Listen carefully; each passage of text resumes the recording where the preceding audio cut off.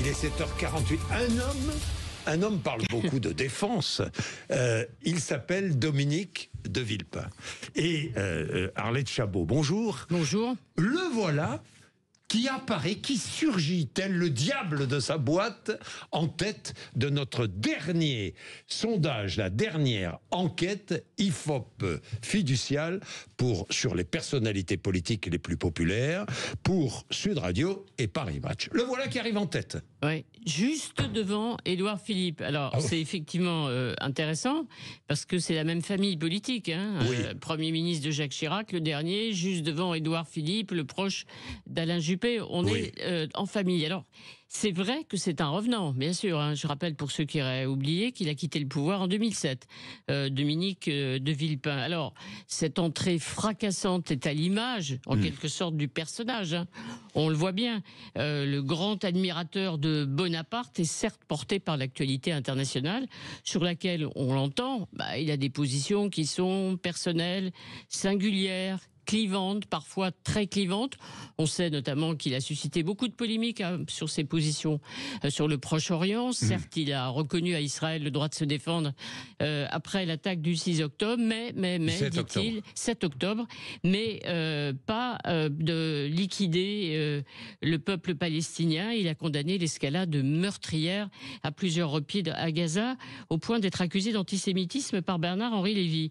Alors, même position singulière aujourd'hui sur l'Algérie. Quand le ministre de l'Intérieur veut l'épreuve de force, lui, il plaide pour la reprise du dialogue avec Alger.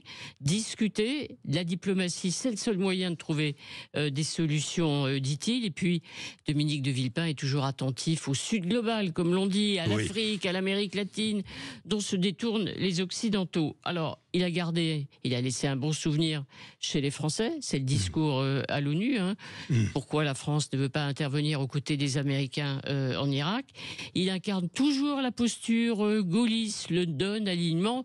C'est ça qui plaît à la gauche, parce que ce que révèle cette enquête, c'est qu'il séduit la gauche. Dominique de Villepin, elle est presque une majorité chez les électeurs insoumis, très largement ceux qui se déclarent proches du Parti socialiste. Alors, peut-il incarner la gauche demain? Ça, c'est toute la question. Oui, c'est toute la question, parce qu'il réfléchit. Que les choses soient claires, il réfléchit à une candidature présidentielle. Il avait dit je quitte la politique, mais ça, un homme politique qui dit je quitte la politique, je n'y croirais jamais. Non, faut pas le croire. Alors c'est vrai qu'il y a quelques semaines, au contraire, il a plutôt dit nous sommes confrontés à un choc historique et je ne peux pas ne pas être aux avant-postes dans ce combat.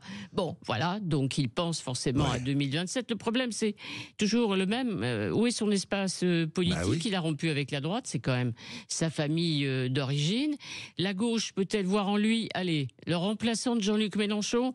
Disent les mauvaises langues, point d'interrogation, plutôt 3 points d'interrogation évidemment. Et puis, comme disent les sondeurs, faut pas confondre sympathie et soutien.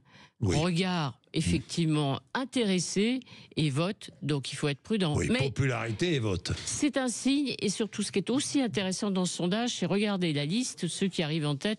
Il y a plein de premiers ministres, d'anciens premiers ministres. Ça veut dire quand même que les Français aujourd'hui cherchent des hommes d'expérience, pas beaucoup de femmes, mais des hommes d'expérience pour diriger le pays. Merci beaucoup Arlette Chabot, on vous retrouve tout à l'heure. Merci, il est 7h52. Vous êtes sur Sud Radio et vous réagissez 0826 300 300.